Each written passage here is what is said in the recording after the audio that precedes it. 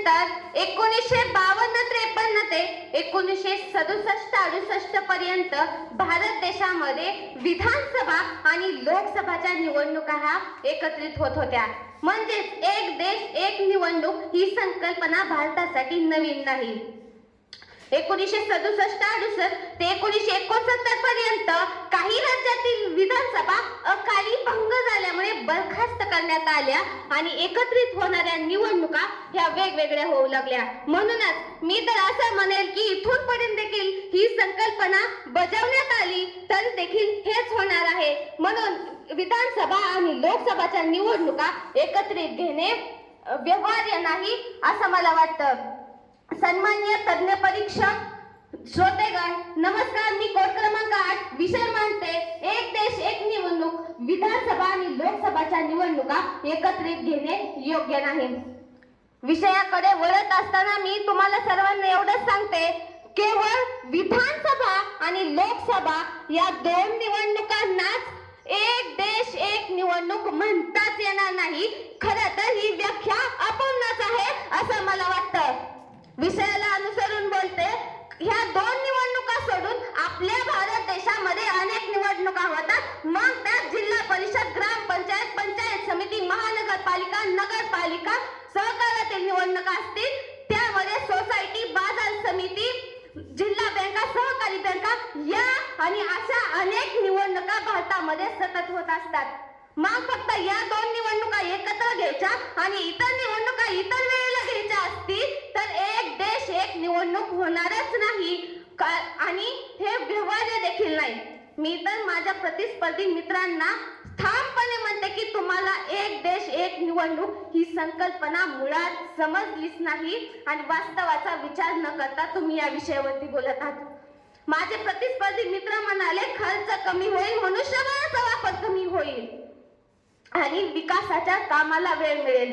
मग या दोन निवडणुका सोडून इतर निवडणुका ह्या बिना खर्चाच्या होणार नाहीत किंवा मनुष्यबळ न वापरता देखील होणार नाहीत आणि या निवडणुकी दरम्यान आचारसंहिता लागल्यावर काम तिथे ठप्प पडेल. म्हणून मी माझ्या प्रतिस्पर्धी मित्रांनी मांडलेल्या संकल्पना ही समजलीच नाही असं ठामपणे म्हणते. काही माझे प्रतिस्पर्धी मित्र म्हणाले की ही एकत्रित निवडणुका घेतल्यानंतर लोकशाही कायम राहील.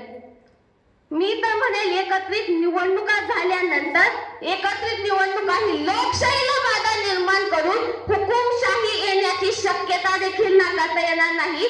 कारण आपल्या भारत देशामध्ये अनेक वेळा सर्वसामान्य जनता आपल्या हक्कासाठी, न्यायासाठी अनेक वेळा आंदोलने करतात, परंतु त्या ठिकाणी सरकार त्यांचे हक्क मान्य करायला तयार होत नाही. मग सतत होणाऱ्या निवडणुकामुळे त्या ठिकाणी जर एखादी निवडणूक जवळ आली मॅडम तर सरकार त्या हक्कांवरती सकारात्मक विचार करून तातडीने निर्णय घेतं. आणि याचं उदाहरणच द्यायचं झालं तर अगदी 2 वर्षांपूर्वी केंद्र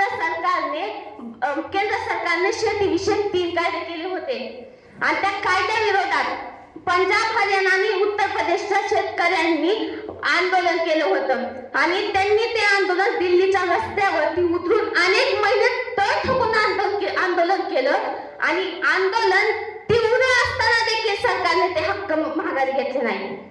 आणि त्याच वेळेस मॅडम उत्तर प्रदेशच्या निवडणुका जवळ आल्या आणि या निवडणुकीत या आंदोलनाचा फटका बसतो की काय असं वाटू लागलं की ते हक्क माघारी घेतले. अर्थातच आपल्याला समजलंच असेल की सतत होणाऱ्या निवडणुका ह्या सरकारवरती अंकुश ठेवण्याचं काम करतात आणि सतत होणाऱ्या निवडणुकांमुळे ही लोकहितासाठी पूरक ठरतात. म्हणून एकत्रित होणाऱ्या निवडणुका जर लोकहिताच्या विरुद्ध जात असतील तर या योग्य कशा असू शकतात याचा विचार माझ्या प्रतिस्पर्धी मित्रांनी करायला आधी हवा. आणि संघराज्याच्या दृष्टीने जर आपण विचार करायला गेलो तर प्रादेशिक पक्षांना देखील एकत्रित निवडणुका ह्या बाधक ठरू शकतात. कारण केवळ राष्ट्रीय मुद्दे केंद्रस्थानी राहण्याची भीती देखील आहे आणि परिणामी त्यामुळे राज्यातील मुद्द्यांना फासे असे स्थान मिळणार नाही. त्यामुळं प्रादेशिक पक्षांच्या बाबतीत देखील एकत्रित निवडणुका ह्या विरुद्धच ठरतील. आणि माझे प्रतिस्पर्धी मित्र देखील म्हणाले खर्च वाचेल. त्यामुळे विकासाच्या कामात ते पैसा लावतील. आणि कशाच्या पुराव्याने तुम्ही असं म्हणता? आजपर्यंत तुम्ही भ्रष्टाचाराचं बोलता. अनेक जण प्रतिस्पर्धी मित्र म्हणले भ्रष्टाचार थांबेल. कोणत्या पुराव्याने तुम्ही असं म्हणता की भ्रष्टाचार थांबेल? खरं तर आपल्या पूर्वजांनी ही व्यवस्था जाणीवपूर्वक निवडली आहे, कारण आपल्या मतदानाच्या अधिकारातून आपण आपल्या हक्कांची पूर्तता करण्यासाठी ही व्यवस्था आपल्या पूर्वजांनी निवडली आहे. आणि जी व्यवस्था आपल्या लोकशाहीला बाधक ठरते, लोकशाहीच्या मूल्यांना, लोकशाहीच्या हक्कांना बाधक ठरते, अशी निवडणूक व्यवस्था आपल्यासाठी कशी योग्य असू शकते? म्हणून मी भाषणाच्या सुरुवातीला, भाषणाच्या मध्यंतरी आणि भाषणाचा शेवट करत असताना देखील हेच म्हणेल की एक देश एक निवडणूक, विधानसभा आणि लोकसभाच्या निवडणुका एकत्रित घेणे योग्य नाही आणि कधीच योग्य नसणार आहे. कारण त्यामुळे लोकशाहीच्या हक्कांना बाधा निर्माण होऊन लोकशाही संपवण्याचा प्रयत्न होत आहे.